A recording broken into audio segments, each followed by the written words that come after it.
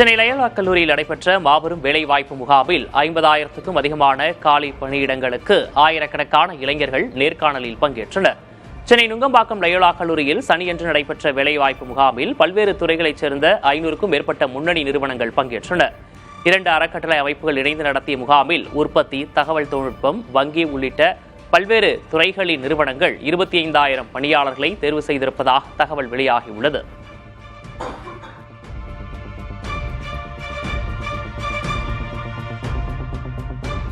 கன்னியாகுமரி கடற்கரை சாலையில் உள்ள தமிழ்நாடு ஹோட்டலில் 249 ரூபாய் மதிப்புள்ள புதிய வகை சீரக சம்பா சிக்கன் பிரியாணி ஞாயிற்றுக்கிழமைகளில் மட்டும் 99 ரூபாய்க்கு வழங்கப்படும் என அறிவிக்கப்பட்டுள்ளது. சுற்றுலா வளர்ச்சிக் கழகத்திற்கு சொந்தமான தமிழ்நாடு ஹோட்டலில் வாரந்தோறும் ஞாயிறு மதியம் 12:30 மணி முதல் 3:30 மணி வரை இந்த சலுகை விலை விற்பனை நடைபெறும் என மேலாளர் அறிவித்துள்ளார். கடற்கரை சாலை நுழைவாயிலில் அமைக்கப்பட்டுள்ள ஸ்டால்களில் சுற்றுலா பயணிகள் பலரும் ஆர்வத்துடன் 99 ரூபாய்க்கு சிக்கன் பிரியாணியை வாங்கி சென்றனர்.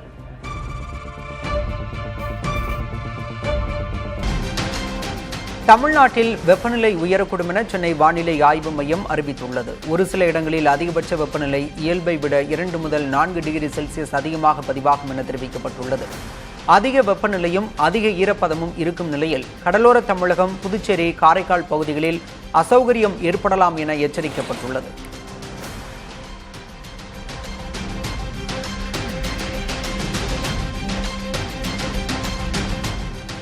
சென்னையில் வெப்பம் சார்ந்த அசௌகரியம் ஏற்படும் என வானிலை ஆய்வு மையம் தெரிவித்துள்ளது. வானம் ஓரளவு மேகமூட்டத்துடன் காணப்படும் என்றும் அதிகபட்ச வெப்பநிலை 100 டிகிரி ஃபாரன்ஹீட்டுக்கு மேல் பதிவாகும் எனவும் கூறப்பட்டுள்ளது.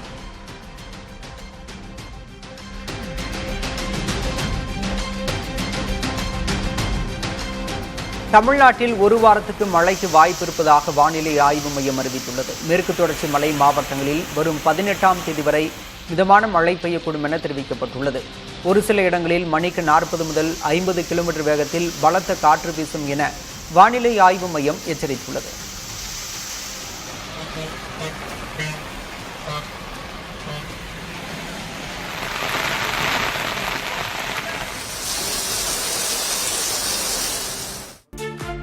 இந்தியாவின் ஒற்றுமை மற்றும் இறையாண்மைக்காக திமுக, தவிக ஒன்றிணைய வேண்டும் என அமைச்சர் வன்னியரசு தெரிவித்துள்ளார்.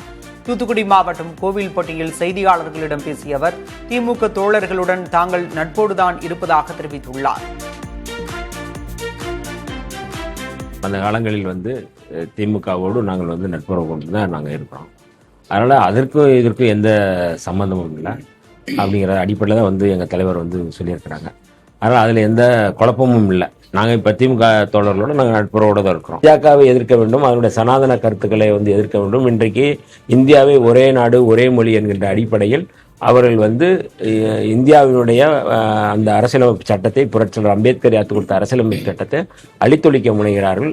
ஆகவே இந்தியா கூட்டணியில் இந்தியாவினுடைய நன்மைக்காக, இந்தியாவினுடைய ஒற்றுமைக்காக, இந்தியாவினுடைய இறையாண்மைக்காக 2 பேரும் ஒன்று சேரணும் அப்படிங்கிற அடிப்படையில் தான் சொல்கிறோம். ராணிப்பேட்டை மாவட்டம் தாழனூர் அரசு நடுநிலைப் பள்ளியில் தவிக எம்எல்ஏ தாகிர் ஆய்வு மேற்கொண்டார். அப்போது பராமரிப்பின்றி துர்நாற்றம் வீசிய கழிவறைகளை கண்டு அதிருப்தி அடைந்த அவர் ஆசிரியர்கள் மற்றும் அதிகாரிகளிடம் சரமாரியாக கேள்வி எழுப்பினார். தொடர்ந்து சமையல் கூடம் உள்ளிட்ட இடங்களில் ஆய்வு செய்த அவர் மாணவர்களுடன் அமர்ந்து உணவருந்தினார். வங்கதேசத்தில் மழை வெள்ள பாதிப்புகளால் கடந்த ஒரு வாரத்தில் 44 பேர் உயிரிழந்துள்ளனர். 2,67,000 பேர் வெள்ளம் சூழ்ந்த பகுதிகளில் இருந்து வெளியேறியுள்ளனர். தலைநகர் டாக்கா உட்பட 7 மாவட்டங்களில் இயல்பு வாழ்க்கை ஸ்தம்பித்துள்ள நிலையில் மீட்பு பணிகளில் முப்படை வீரர்களையும் அரசு களமிறக்கியுள்ளது. இறந்த 44 பேரும் வெள்ளத்தில் மூழ்கியோ, ஆற்றில் அடித்துச் செல்லப்பட்டோ அல்லது மண் சரிவில் சிக்கியோ இறந்தனர் என அரசு அதிகாரிகள் தெரிவித்துள்ளனர். அடுத்து வரும் வாரங்களில் கனமழை தொடரும் என்பதால் பாதிப்புகளும் அதிகரிக்கும் என அஞ்சப்படுகிறது. உலகிலேயே அதிக அளவு இயற்கை சீற்றங்களால் பாதிக்கப்படும் நாடுகளில் வங்கதேசமும் ஒன்று என்பது குறிப்பிடத்தக்கது. சென்னை தாம்பரம் பேருந்து நிலையம் மற்றும் ஜிஎஸ்டி சாலையில் அதிக அளவில் குவிந்த பொதுமக்களால் போக்குவரத்து நெரிசல் ஏற்பட்டது. தண்டவாள பராமரிப்பு பணியால் சென்னை கடற்கரை தாம்பரம் செங்கல்பட்டு இடையே இரு மார்க்கங்களிலும் 41 மின்சார ரயில்கள் ரத்து செய்யப்பட்டன. காலை 10:30 மணி முதல் மதியம் 3:30 மணி வரை ரயில்கள் ரத்து செய்யப்படும் என அறிவிக்கப்பட்டது. இதனால் காலை 10:30 மணிக்கு முன்பாகவே ரயில்களில் பயணிக்க தாம்பரம், பெருங்களத்தூர், பல்லாவரம் ஆகிய ரயில் நிலையங்களில் பொதுமக்கள் குவிந்தனர். ரயில்கள் ரத்தால் பேருந்துகளில் செல்ல அதிக அளவில் மக்கள் வந்ததால் தாம்பரம் பேருந்து நிலைய பகுதியில் போக்குவரத்து நெரிசல் ஏற்பட்டது. குலதெய்வம் கோயிலுக்கு காலைல கும்பாபிஷேகம் பண்றதுனால காலையிலே கிளம்பி போனா காலையில ட்ரெயின் இருந்தது. பட் எனக்கு ட்ரெயின் ஏறும் போது என்ன ஒரு மெசேஜ் சொல்லியிருந்தாங்க, நாங்கள் அதுக்கேற்ற மாதிரி பிளான் பண்ணியிருக்கோம். எதுவுமே தெரியல. இப்போ வந்து டிக்கெட் வாங்கும் போது தான் வந்து நோட்டீஸ் போர்டில் வச்சிருக்காங்க, ட்ரெயின் வந்து தாம்பரம் இருக்குதான், பீச்சுக்கெல்லாம் போகாது அப்படின்னு சொல்லிட்டு. இப்போ நான் திருப்பி தாம்பரம் இறங்கி நடந்து வந்து இப்போ பஸ்ஸை பிடிச்சி நான் திருப்பி போனோம். தேனி மாவட்டம் தாமரைக்குளம் குப்பை கிடங்கில் கடந்த சில நாட்களாக எரியும் தீயால் வாகன ஓட்டிகள் மற்றும் பொதுமக்கள் அவதியடைந்தனர். இப்புகையால் உடல்நலக் குறைபாடு ஏற்படும் சூழல் உருவாகியுள்ளதால் உடனடியாக இதனை கட்டுப்படுத்த வேண்டும் என மக்கள் கோரிக்கை விடுத்துள்ளனர்.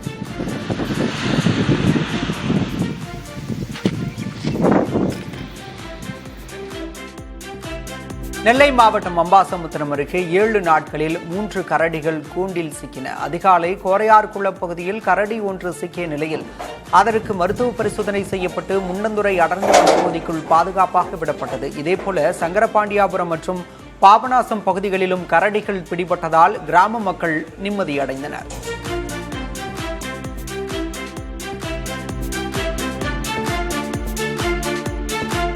பழனி கோயிலுக்கு சொந்தமான 100 கோடி ரூபாய் மதிப்புள்ள நிலம் முறைகேடாக பத்திரப்பதிவு செய்யப்பட்டதாக புகார் எழுந்துள்ளது. நீதிமன்ற உத்தரவுகளையும் மீறி இலவச வாகன நிறுத்த நிலத்தை மோசடியாக பதிவு செய்ததாக கூறி பழனி சார் பதிவாளர் ஜஸ்டின் மணிகண்டன் உட்பட 4 பேர் மீது நடவடிக்கை எடுக்க வலியுறுத்தி கோயில் நிர்வாகம் காவல் நிலையத்தில் புகார் அளித்துள்ளது.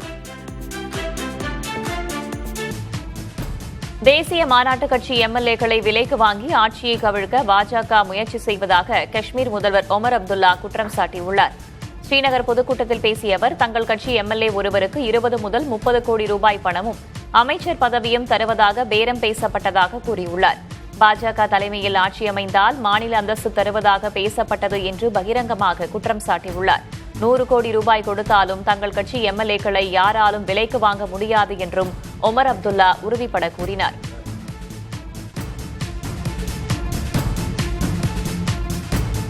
கர்நாடகா போக்குவரத்து துறை அமைச்சர் பைரதி சுரேஷ் பெங்களூருவில் முகக்கவசம் அணிந்து அரசு பேருந்துகளில் ரகசிய ஆய்வு மேற்கொண்டார்.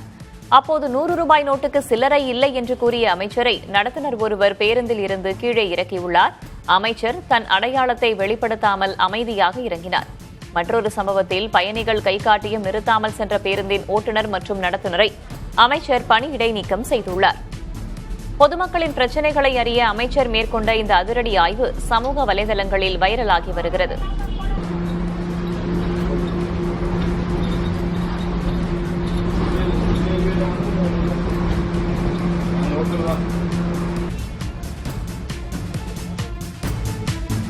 இரண்டாயிரத்து 27 சட்டமன்ற தேர்தலுக்காக பஞ்சாப் காங்கிரஸ் மறுசீரமைப்பு செய்யப்பட்டதை தொடர்ந்து உட்கட்சி பூசல் மீண்டும் பகிரங்கமாக வெடித்துள்ளது.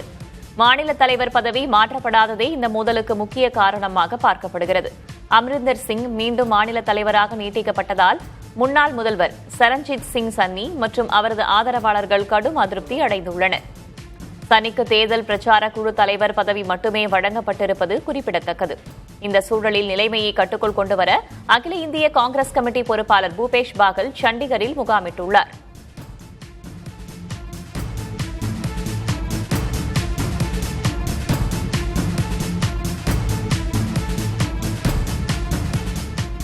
இந்திய பங்குச்சந்தைகளில் அந்நிய முதலீடுகள் 4 மாதங்களுக்கு பிறகு அதிகரித்துள்ளன.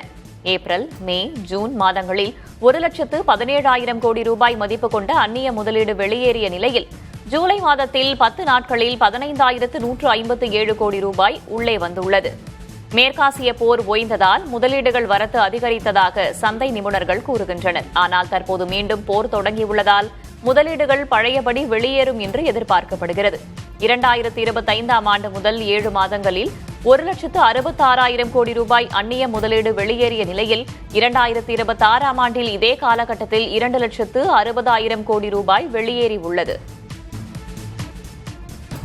இந்தியா கடந்த ஜூன் மாதத்தில் ரஷ்யாவிடமிருந்து வரலாறு காணாத அளவு கச்சா எண்ணெயை இறக்குமதி செய்திருக்கிறது. கடந்த மாதம் மட்டும் 4.5 பில்லியன் யூரோ மதிப்பு கொண்ட எண்ணெயை வாங்கியதாகவும் இது அந்நாட்டிடமிருந்து வாங்கிய ஒட்டுமொத்த கச்சா எண்ணெய் மதிப்பில் 83% என்றும் புள்ளி விவரங்களில் தெரியவந்துள்ளது. இதன் மூலம் ரஷ்யாவிடமிருந்து சீனாவுக்கு அடுத்தபடியாக கச்சா எண்ணெயை அதிகம் இறக்குமதி செய்யும் நாடு என்ற பெயரை இந்தியா பெற்றுள்ளது. ரஷ்யாவிலிருந்து இந்தியா வாங்கும் எண்ணெய் சுத்திகரிக்கப்பட்டு ஐரோப்பிய நாடுகளுக்கும் பிற நாடுகளுக்கும் ஏற்றுமதி செய்யப்படுகிறது.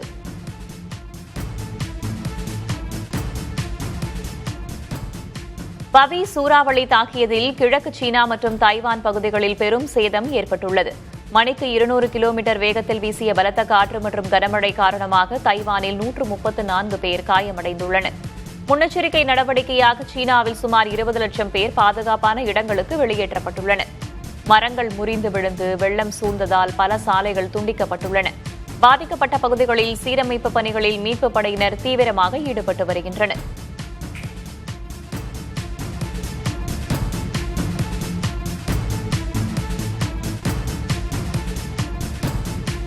ஆப்பிள் நிறுவனத்தின் வரவிருக்கும் iOS 27 அப்டேட்டில்你不要再下雨了，我们这屋头已经染了3包墙了，小区被冲了，屋头都是大人生的水了，前面车叶都已经干完了。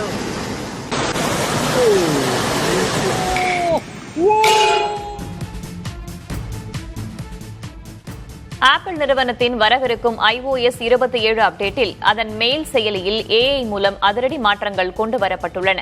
அந்த வகையில் மெயில் செயலியில் இனி பயனரின் தேவை மற்றும் முக்கியத்துவத்தை உணர்ந்து தேடல் முடிவுகளை AI துல்லியமாக வரிசைப்படுத்தி வழங்கும். உதாரணமாக, விளம்பர மின்னஞ்சல்களை தவிர்த்து ஆர்டர் கன்ஃபர்மேஷன்களை முதலில் காட்டும் வகையில் வடிவமைக்கப்பட்டுள்ளது. மின்னஞ்சல் செயலி ஐகானை நீண்ட நேரம் அழுத்தினால் மெயிலை சுருக்கமாக படிக்கவோ, ஆன்லைன் பார்சல்களை டிராக் செய்யவோ, விமான விவரங்களை எடுக்கவோ அல்லது புகைப்படங்களை சேமிக்கவோ முடியும். ஒரே ஒரு டேப்பில் பதில் அனுப்பும் ஸ்மார்ட் ரிப்ளை வசதி இனி உங்களது சொந்த எழுத்து பாணியிலேயே பதில்களை தயாரித்து கொடுக்கும்.